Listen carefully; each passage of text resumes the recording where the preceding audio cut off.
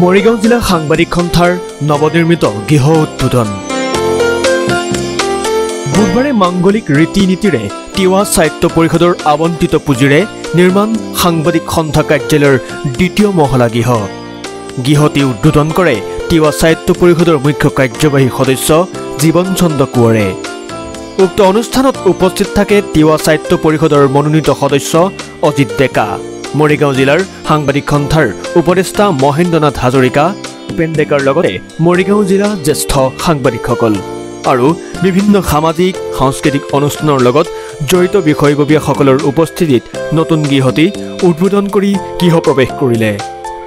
মই ধন্যবাদ জনাম সাংবাদিক সন্থাৰ বিষয়ববীয়াসকলক, কাৰণ আজি এই অনুষ্ঠানটোত তেখেতসকলে সহযোগিতা ৰাখি সকলোৰে উপস্থিতিত এনেকুৱা এটা মহান অনুষ্ঠান যে মই উদ্বোধন কৰিবৰ কাৰণে সক্ষম হৈছোঁ, তাৰ কাৰণে মই সাংবাদিক সন্থাৰ সমূহ বিষয়ববীয়াসকলক মই ধন্যবাদ আৰু কৃতজ্ঞতা কৰিছোঁ। আৰু এইকাৰণেই জনাম যে মোৰ কাৰ্যকালৰ সময়ছোৱাত সাংবাদিক সন্থাৰ বিষয়ববীয়া আৰু সাংবাদিকসকলে পূৰ্ণাংগ সহযোগিতাৰ জৰিয়তে মোক প্ৰতি মুহূৰ্ততে তেখেতসকলে আগবাঢ়ি যোৱাৰ ক্ষেত্ৰত প্ৰেৰণা যোগাইছে। গতিকে ইয়াত উপস্থিত হৈ মই নিজকে ধন্য মানিছোঁ।